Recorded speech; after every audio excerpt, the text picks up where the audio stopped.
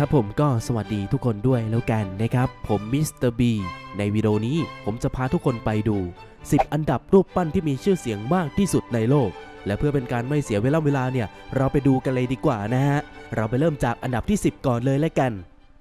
อันดับที่10รูปปั้นสิงโตบนเกาะเดลอสสำหรับเกาะเดลอสนะครับเป็นหนึ่งในสิ่งที่สำคัญมากที่สุดของตำนานทางประวัติศาสตร์และโบราณคดีในประเทศกรีซนะครับซึ่งสถานที่แห่งนี้เนี่ยมีตำนานเป็นวิหารศักดิ์สิทธิ์เพราะที่นี่เนี่ยเป็นบ้านของเทพอพอลโลและเทพอาร์ทิมินโดยรูปปั้นเหล่านี้นะครับสร้างขึ้นเพื่ออุทิศหรือถวายให้แก่เทพอพอลโลซึ่งตั้งแต่เดิมนั้นมีรูปปั้นของสิงโตราว9-12 ตัวแต่ปัจจุบันนี้นะครับเหลือเพียง5ตัวเท่านั้นเนื่องจากผุพังไปตามกาลเวลาหรืออาจจะมีคนมาขโมยไปหรือเปล่าอันนี้ก็ไม่แน่ใจเหมือนกันนะฮะ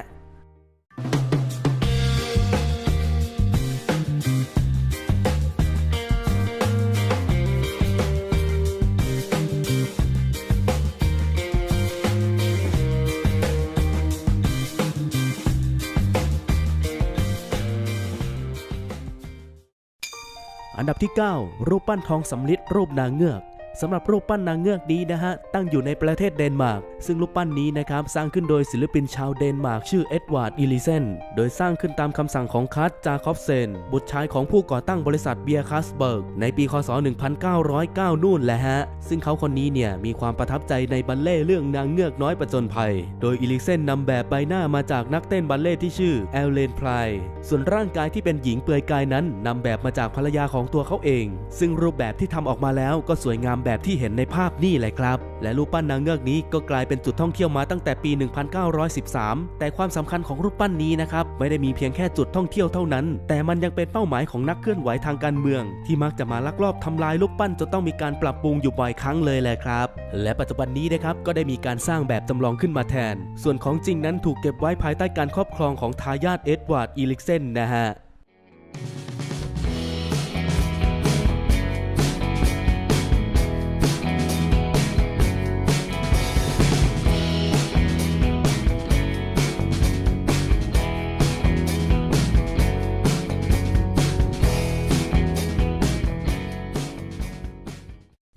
อันดับที่ 8 The Tinker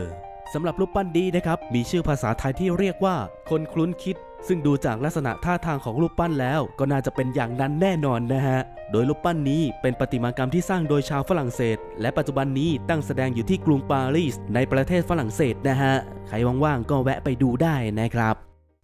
อันดับที่ 7 อนุสาวรีย์ดินแดนแห่งแม่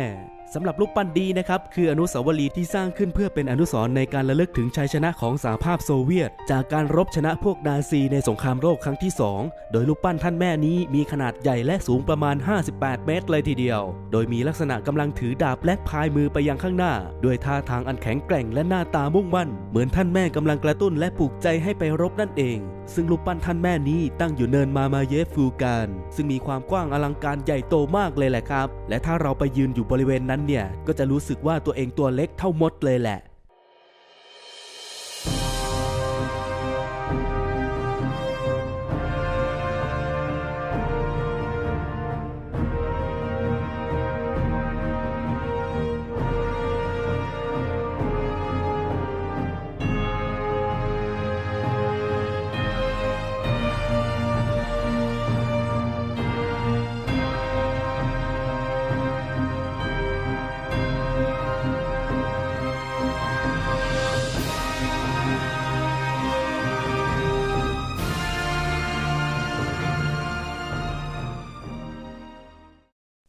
อันดับที่ 6 รูปปั้นหน้าคนขนาดใหญ่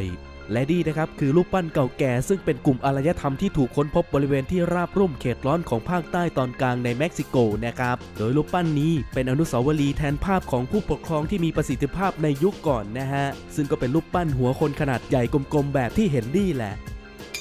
อันดับที่ 5 รูปปั้นของเดวิดสำหรับรูปปั้นดีนะครับเป็นงานชิ้นเอกของประติมากรรมยุคฟื้นฟูศิลปะวิทยาที่สร้างขึ้นโดยศิลปินชาวอิตาเลียนที่มีชื่อว่าเกสันเจโลโดยรูปปั้นนี้มีขนาดความสูงถึง5 เมตรส่วนวัสดุนั้นทำมาจากหินอ่อนซึ่งแสดงให้เห็นถึงภาพของชายที่ยืนเปลือยกายอย่างโล่งโจ้งแล้วไอ้ตรงที่ผมเซ็นเซอร์ไว้นั้นนะครับก็คงไม่ต้องบอกก็พอจะรู้นะฮะว่าไอ้ตรงนั้นมันคืออะไรซึ่งรูปปั้นนี้เป็นรูปแกะสลักกษัตริย์เดวิดแห่งอิสราเอลและเป็นรูปสลักหินที่เป็นที่จดจำได้มากที่สุดในประวัติศาสตร์ศิลปะ ะเลยแหละฮะและมันยังได้รับการนับถือว่าเป็นสัญลักษณ์แห่งความสวยงามของพละกำลังและความหนุ่มสาวของมนุษย์อีกด้วยแหละครับผมว่านะน่าจะหาเสื้อไปให้เขาใส่บ้างนะเนี่ย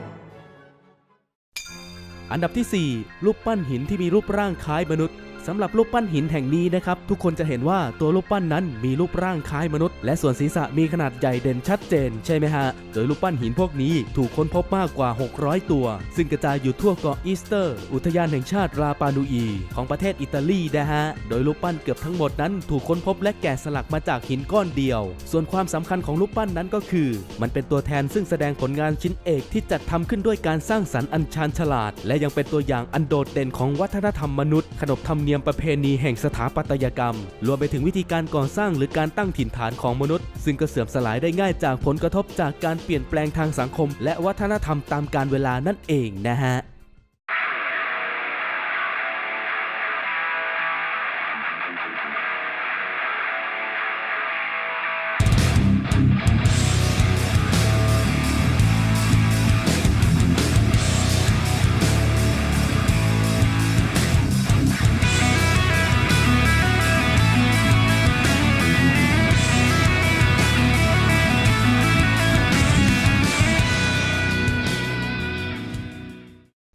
อันดับที่ 3 รูปปั้นสฟิงค์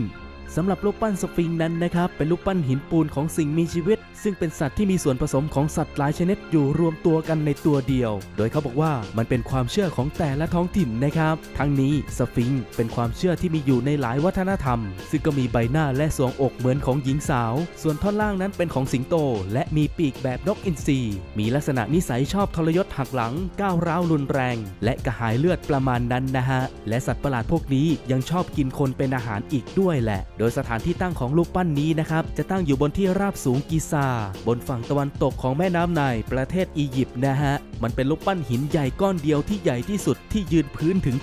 73.5 เมตรยาวประมาณ 19.3 เมตรและสูงอีกประมาณ 20 เมตรเลยทีเดียวเลยครับและนอกจากนี้ยังเป็นรูปปั้นที่เก่าแก่ที่สุดที่เรารู้จักกันดีอีกด้วยอันดับที่ 2 รูปปั้นพระเยซูคริสต์และนี่นะครับคือรูปปั้นพระเยซูคริสต์ตั้งอยู่ที่ยอดเขากอโกวาดูประเทศบราซิลโดยมีความสูงราว 38 เมตรได้รับการออกแบบโดยเอโต ดาซินวากอสตาชาวบราซิลและสร้างโดยกรอน ดานิสัน กอฟสกี้ประติมากรรมชาวฝรั่งเศสเชื้อสายโปแลนด์ซึ่งใช้เวลาในการก่อสร้างกว่า 5 ปีโดยทำพิธีเปิดอย่างเป็นทางการในวันที่ 12 ตุลาคม ปีพ.ศ.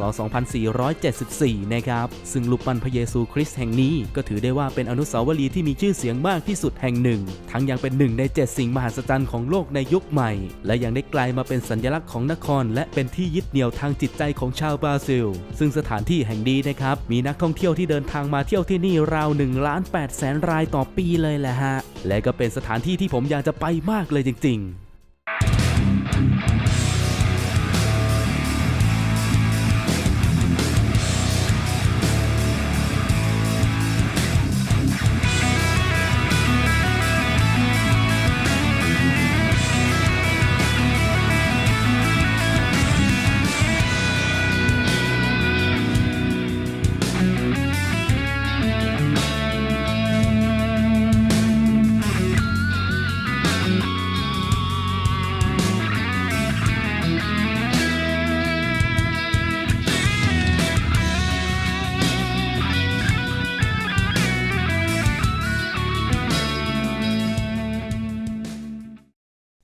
อันดับที่ 1 รูปปั้นอนุสาวรีย์เทพีเสรีภาพและอันดับที่1นะครับก็คืออนุสาวรีย์ที่ยิ่งใหญ่และมีคุณค่าทางจิตใจซึ่งตั้งอยู่ณเกาะเลเบอร์ตี้อ่าวนิวยอร์กที่นครนิวยอร์กประเทศสหรัฐอเมริกานะครับซึ่งเป็นของขวัญที่ชาวฝรั่งเศสมอบให้แก่ชาวอเมริกันในวันที่อเมริกาเฉลิมฉลองวันครบชาติ100 ปีณวันที่ 4 กรกฎาคม ปีพ.ศ. 2419 โดยรูปปั้นเทพีเสรีภาพแห่งนี้นะครับเป็นประติมากรรมโลหะสำริดรูปเทพีห่มเสื้อคลุม มือขวาชูคบเพลิงมือซ้ายถือแผ่นจารึกคำประกาศอิสรภาพของสหรัฐและเท้าข้างหนึ่งมีโซ่ที่ขาดซึ่งแสดงถึงความหลุดพ้นจากการเป็นทาสและสวมมงกุฎ7แฉกซึ่งเป็นสัญลักษณ์ของทะเลทั้ง7หรือทวีปทั้ง7นั่นเองและภายในรูปปั้นนั้นยังมีบันไดวนขึ้นไปรวมทั้งสิ้น160ขั้นเพื่อให้ประชาชนสามารถขึ้นไปชมวิวบนส่วนหัวของมงกุฎเทพีได้แต่หลังจากเหตุวินาศกรรมเมื่อวันที่11กันยายนปีพ.ศ. 2544ทางการก็ได้สั่งปิดอนุสาวรีย์ดังกล่าวและล่าสุดมีการเปิดให้นักท่องเที่ยวสามารถเดินทางไปยังเกาะแห่งนี้เพื่อชมความสวยงามของอนุสาวรีย์จากด้านล่างได้แต่ตัวอนุสาวรีย์นั้นนะครับยังปิดอยู่รวมไปถึงพิพิธภัณฑ์ที่ส่วนฐานของอนุสาวรีย์ก็ปิดเช่นกันนั่นก็ด้วยเหตุผลเนื่องมาจากทางด้านความปลอดภัยนะฮะ